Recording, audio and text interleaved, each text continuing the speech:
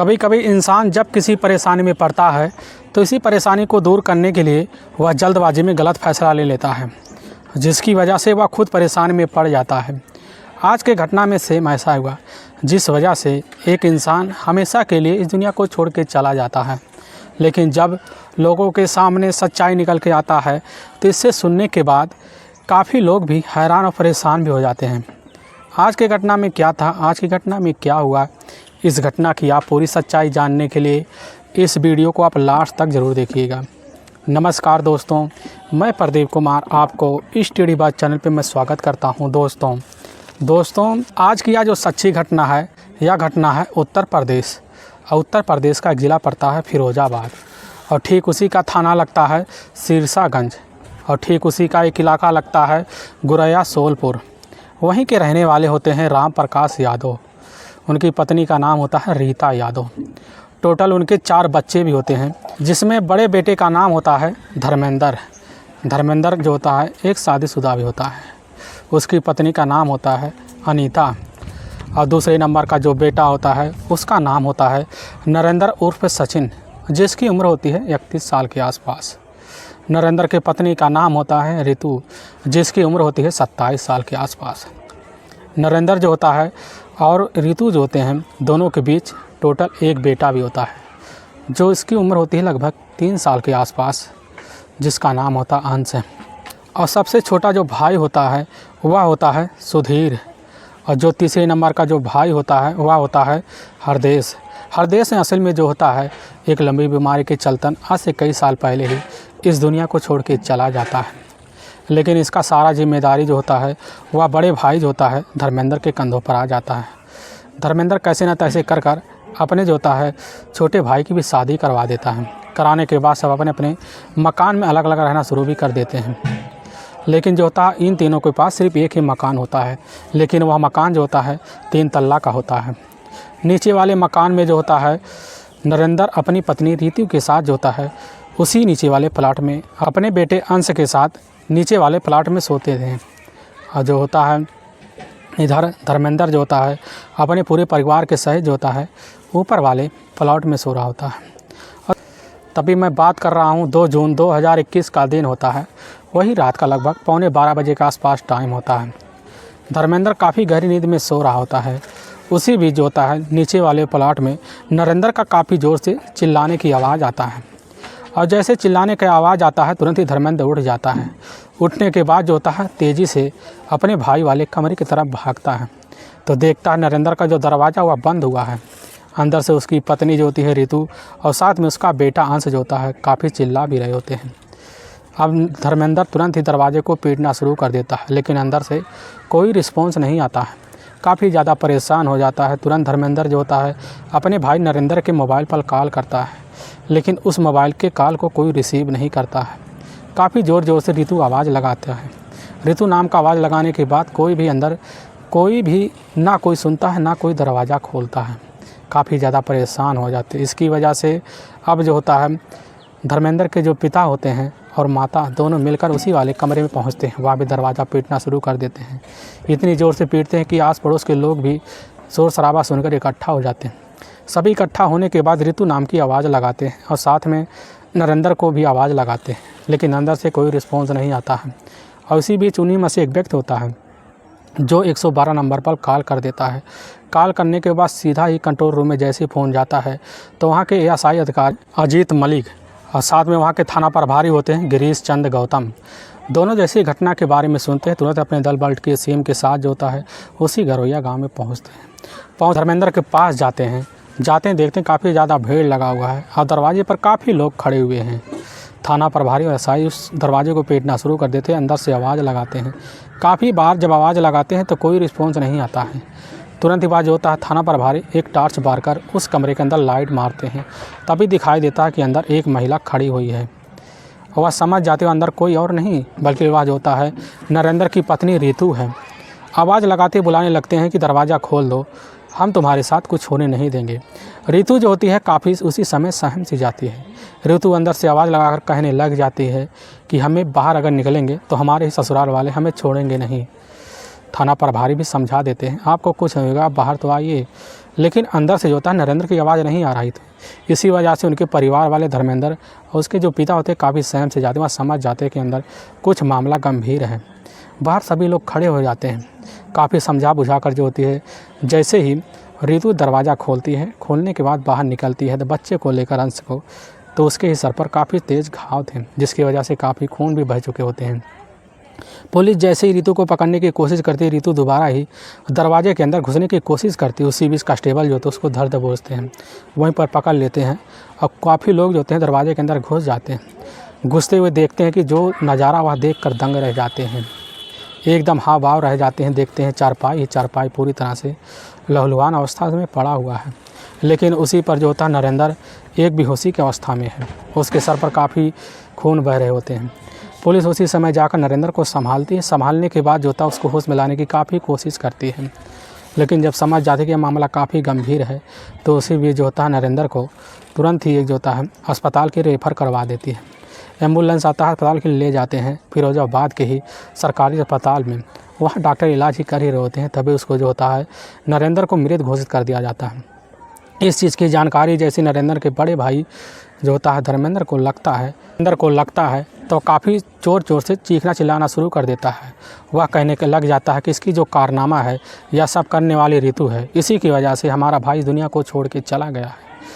Police वहाँ से अस्पताल में जो होता है नरेंद्र के बॉडी का काफ़ी अच्छे से पंचनामा करती है। पंचनामा करने के बाद उसी अस्पताल में पोस्टमार्टम के लिए भिजवा देती है। रिपोर्ट का इंतज़ार भी करती है। इंतज़ार करने के बाद रिपोर्ट जल्द से जल्द पुलिस के सामने आ भी जाता है। इसी रिपोर्ट में यहाँ पता चल जाता है कि नरेंद्र के सर पर काफ़ी घाव की वजह से, उसका खून बह जाने की वजह से, उसी की वजह से उसका मौत हो गया है। पुलिस को इस बारे में जानकारी लगती है कि यह सब कारनामा करने वाली कोई और नहीं होती है, यह है नरेंद्र की ही पत्नी रितु है। अब पुलिस आती है घर। आने के बाद जो होता है नरेंद्र के बड़े भाई धर्मेंद्र से पूछताछ शुरू कर देती है, और जैसे पूछने लग जाती है धर्मेंद्र कहने लग जाता है कि साहब हम तो अपने कमरे में 12 बजे आराम से खा पी के सो रहे होते हैं, लेकिन उसी बीच हमारे छोटे भाई जो होता है भाई नरेंद्र का चीखने का चिल्लाने का आवाज़ आता है। तो हम जैसे ही कमरे की तरफ भागते हैं तो देखते हैं कि हमारी जो भैरुआ है, हम देखते हैं कि जो रितु है, रितु दरवाजे के अंदर है और दरवाज़ा पीटते हैं लेकिन दरवाज़ा नहीं खुलता है। तो हमें आशंका होने लगता है अंदर कुछ अनहोनी ज़रूर हो गया। इसीलिए आस पड़ोस के लोग भी इकट्ठा हो जाते हैं। जब दरवाज़ा पीटते हैं दरवाज़ा नहीं खुलता है, उसी में से एक व्यक्ति आपको यह सूचना दे देता है। हमें शंका है यह सब कारनामा करने वाला कोई और नहीं है, यह कारनामा करने वाला नरेंद्र की ही पत्नी रितु है। पुलिस जो होती है वह रितु को खड़े हुए उसी अवस्था में उसको गिरफ्तार करती है। गिरफ्तार करते ही वहाँ जो है कमरे का मुआयना कर लेती है। वहाँ पर देखती है कि एक लोहे की राड पड़ी हुई है, वह राड पूरी तरह से खून से लथपथ अवस्था में है। और साथ में रितु का साथ में जो बेटा होता है अंश को भी पुलिस अपने कस्टडी में लेती है। लेने के बाद थाने ले जाती है। पुलिस के बिना किसी दबाव के रितु जो पुलिस के सामने सच्चाई रखती है, इसे सुनने के बाद तो पुलिस काफ़ी दंग सा रह जाती है। असल में नरेंद्र की जो पहली शादी होती है वह इटावा की बसेरा थाना पड़ता है, उसी के पास होता है संतोषपुर इलाका पड़ता है। वहीं की रहने वाली वह है रीता, जो देखने में काफ़ी खूबसूरत भी होती है। रीता देखने में इतनी खूबसूरत थी, अगर उसको कोई भी लड़का देखता तो एक नज़र में रीता का दीवाना हो जाता है। और जैसी चीज़ की जानकारी जो होता है नरेंद्र को लगता है, नरेंद्र जो होता है तुरंत ही अब रीता से शादी करने के लिए तैयार हो जाता है। इसके बाद दोनों की शादी काफ़ी अच्छे तरीके से कर दिया जाती है। दोनों अपनी ज़िंदगी काफ़ी बिताना शुरू कर देती हैं। इसी बीच उनकी ज़िंदगी का जो होता है 4 साल ऐसे ही बीत जाता है। 4 साल बीतने के बाद टोटल 2 बच्चे होते हैं। दोनों बच्चे होने के बाद ज़िंदगी आगे बढ़ना शुरू हो जाता है। इसी बीच ज़िंदगी के लगभग 9 साल बीत जाते हैं। बीतने के बाद इनके बीच जो होता है टोटल 4 बच्चे होते हैं, जिसमें 3 बेटे और 1 बेटा होता है। इन्हीं परिवारों की चिंता को लेकर नरेंद्र जो होता है अपने पास में इलाके में जाता और वहाँ पर नौकरी करने की काफ़ी कोशिश करता। तभी पता चलता उसके भाई के पास ही ठेकेदारी का काम है। वहीं पर ठेकेदारी में काम भी करना शुरू कर देता। काफ़ी अच्छे उसके पास पैसे आने लगते हैं। लेकिन परिवार में कुछ ऐसा हो जाता है जिसकी वजह से रीता और नरेंद्र के बीच आए दिन झगड़े तकरार शुरू हो जाते हैं। झगड़े तकरार इतना बढ़ जाते हैं कि इन दोनों के बीच आए दिन मार पिटाई भी हो जाता था, जिसकी वजह से रीता ही अपने पति से काफ़ी ज़्यादा तंग आ गई थी। इसीलिए वह तुरंत ही अपने पति को छोड़ने का फैसला ले लेती है। तभी अपने बच्चों को लेकर अपने ही मायके इटावा चली जाती है और वहाँ से तुरंत ही कोर्ट में जाकर तलाक की अर्जी दाखिल कर देती है। और दाखिल होने के बाद जो होता है उधर नरेंद्र काफ़ी ज़्यादा परेशान हो जाता है और वह सोचता है क्यों ना अपनी पत्नी से हम तलाक ले लें, लेकिन कोर्ट की अर्जी की बदौलत जो होता है इनका तलाक होना काफ़ी असंभव सा था। इसीलिए कैसे का तैसे अपनी ज़िंदगी जीना शुरू कर देते हैं। तभी जो होता है नरेंद्र का बड़ा भाई जहाँ धर्मेंद्र रहता है, जहाँ पर वो ठेकेदारी का काम करता है, उसी मकान में काम करने वाले होते हैं बृजमोहन। टोटल 5 बच्चे होते हैं, जिसमें 3 बेटियाँ होती हैं, 2 बेटे होते हैं। सबसे बड़ी बेटी होती है रितु, जिसकी उम्र होती है उस समय 17 साल के आसपास। और जैसे वह काम करना शुरू कर देते हैं बृजमोहन, तो काम करने के बाद उनकी काफ़ी मन भी लगने लगता है, वहीं पर काम करने लगते हैं। तभी इसी बीच जो होता है जब बृजमोहन अपने घर पर रह जाते हैं, तो उसी बीच जो होता है धर्मेंद्र अपने छोटे भाई नरेंद्र को उनको बुलाने के लिए उनके ही घर भेज देता था। तभी इसी बीच उसकी मुलाकात जो होता है बृजमोहन की बड़ी बेटी रितु से हो जाती है। रितु देखने में उस समय काफ़ी खूबसूरत भी होती है, क्योंकि देखने में ऐसे नहीं लग रही थी कि वह किसी छोटे घर की लड़की है। लेकिन जैसे वह एक नज़र में वह जो होता है धर्मेंद्र रितु को देखता तो एक नज़र में दीवाना हो जाता है। रितु जैसे नरेंद्र को देखती है तो एक नज़र में वह भी दीवाना हो जाती है। दोनों वहीं से दोनों एक दूसरे को जानने पहचानने भी लगते हैं और वहीं पर दोनों जो होते हैं अपना मोबाइल नंबर शेयर कर लेते हैं। आए दिन नरेंद्र और रितु दोनों बात करना भी शुरू कर देते, करने भी लग जाते हैं। लेकिन रितु को जैसे पता लगता है कि नरेंद्र जो होता है अपने 4 बच्चे की पत्नी को छोड़कर अपनी दुनिया इस तरह जी रहा है, लेकिन इस तरह से रितु को कोई एतराज़ भी नहीं होता। तब भी वह जो होता है नरेंद्र के साथ रहने के लिए राज़ी हो जाती है, उससे बात करती है, आए दिन बात करना शुरू कर देती है। अब इन दोनों के बीच प्रेम प्रसंग भी चालू हो जाता है। तो इस चीज़ की चर्चा जो होता है पूरे घर परिवार वालों को पता भी चल गया। तभी घर परिवार वालों को पता चलते ही रितु के जो पिता होते हैं बृजमोहन जैसी जानकारी पाते हैं, तुरंत अपनी बेटी रितु को बुलाकर काफ़ी समझाते बुझाते वह कहने लगते हैं, बेटी असल में जो नरेंद्र है, नरेंद्र एक बहुत पहुँचा हुआ आदमी है, वह दूसरे जाति का है, हमसे शादी तो करेगा नहीं, इसीलिए तुम उसका रास्ता छोड़ दो। लेकिन रितु के दिमाग में एक प्रेम का भावना इस तरह जाग गया होता है कि उस प्रेम के लिए कुछ भी करने के लिए तैयार हो जाती है। रितु अपने पिता की बात नहीं मानती, तब भी आए दिन वह जो होता है नरेंद्र से बात करना शुरू कर देती है, अब करने भी लगती है। तभी जैसे बृजमोहन को पता चलता है कि रितु हमारी बातों को कोई असर नहीं पड़ रहा है, तो इसीलिए तुरंत ही रितु के उसके ही नाना के यहाँ भेजने का फैसला ले लेते हैं। तभी जो होता है उत्तर प्रदेश के सफाई के ही पिड़ाड़ी इलाका पड़ता है, वहीं पर उसका ननियाल पड़ता है और वहीं पर जो होता है रितु को भेज देते हैं। और रितु वहाँ पर जाती है तो वहाँ पर भी जो होता है नरेंद्र से फ़ोन पे लग जाती है और बातें भी करना शुरू कर देती है और करने भी लगती है। दोनों जब बातें करना शुरू करती है, इस बात की जानकारी उसके मामा को भी लग जाता है। उसके मामा इस चीज़ की शिकायत जो होता है रितु के पिता बृजमोहन को कर देते हैं। बृजमोहन कहते हैं ठीक, अपनी बेटी को हम समझा लेंगे।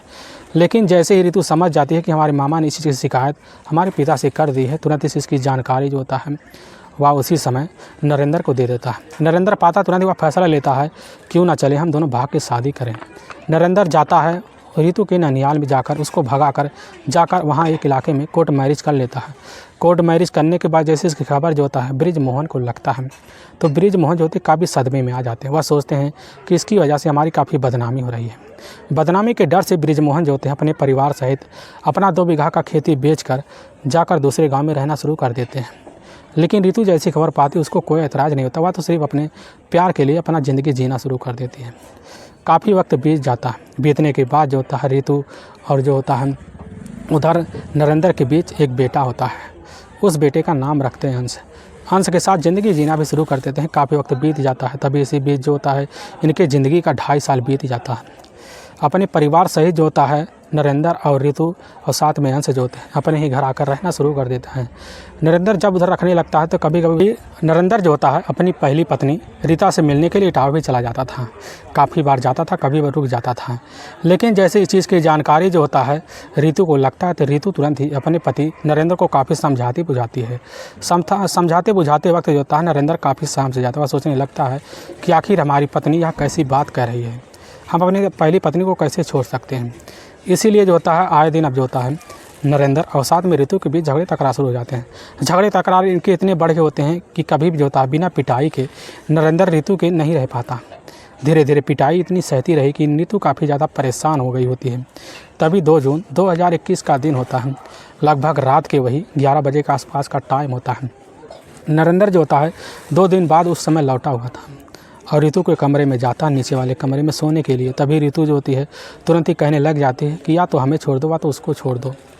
और नरेंद्र कह बैठता है कि हम दोनों को नहीं छोड़ेंगे, और साथ में जो होता है अपनी पुरानी पत्नी रीता को भी लाकर और 7 बच्चे को अपने ही घर में रखेंगे। और जैसे इस बात को आज रीतू सुनती है तो काफ़ी भन्ना से जाती, वह कहने लगती है कि हमारे रहते ऐसा हरगिज़ नहीं हो सकता।